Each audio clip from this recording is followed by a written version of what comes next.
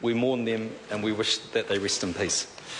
The question is that the motion be agreed to. The Leader of the Opposition, David Shearer. Thank you, Mr Speaker. A week ago today, at this very moment, we stood to remember the lives of Lance Corporal Prali Dara and Lance Corporal Rory Malone. We paid tribute to their commitment, dedication and the sacrifice they made for their country. We celebrated their achievements in life and we mourned their loss in death. We never imagined that we would be standing here today to pay our respects to three of their colleagues who have also had their lives cut brutally short in the service of their country. It is not right or fair, but we must put those feelings aside to come together to express our sorrow at the loss of three young Kiwis who will never get the chance to fulfil the promise and the potential that their lives offered. At the age of 31, Corporal Luke Tamatea had already given so much. He had a long history of serving his country in Timor-Leste, the Solomons, and he had helped with the tsunami recovery in Sumatra. He was on his second deployment to Afghanistan. He was a relaxed, easygoing guy who was remembered fondly in his hometown of Te Teko near Kawerau as a mountain of a man and, of course, as a father.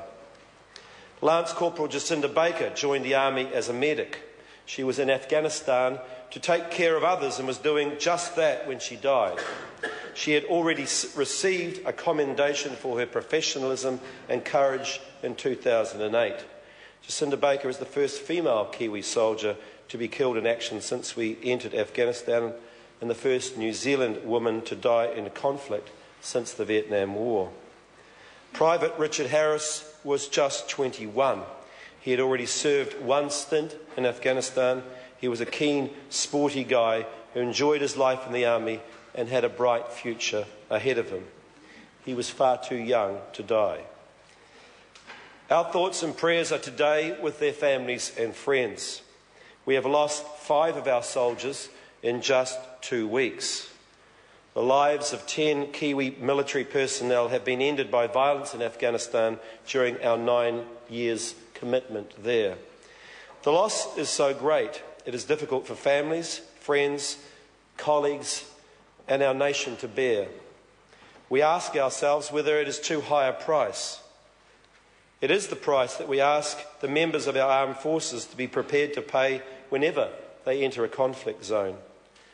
Their courage and willingness to risk their lives doing their duty in the service of our country is an inspiration to us all.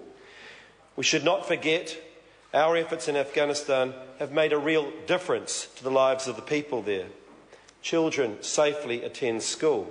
They are vaccinated against disease. Wells, village water supplies have been hooked up, bridges and hospitals rebuilt. Hundreds, perhaps thousands of Afghan people would not be alive today if not for our presence. That is all thanks to the efforts of our soldiers. That contribution will never be forgotten. We have done all that has been asked of us by the international community, and as a small nation, we have now done all we can. It is time to hand the country back to its own people and its own police forces and security forces. It must be an orderly transition, and it will take months to complete the handover to the Afghan National Police and to withdraw our forces and our equipment. But it is right, after almost a decade, that the end of our commitment in Afghanistan be firmly in sight. We should leave the Afghans with the best possible start.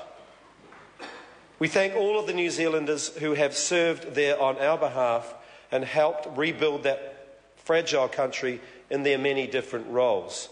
We recognise their bravery and their willingness to do their best to give others a better life. But today we stand with the families and friends of Luke Tamatea, Jacinda Baker and Richard Harris as they come to terms with the shock of losing their loved ones. We cannot comprehend the depth of your grief, but all New Zealanders want you to know that you are not alone at this most difficult time. You are in our thoughts and prayers. May your loved ones rest in peace. Dr. Kennedy Graham.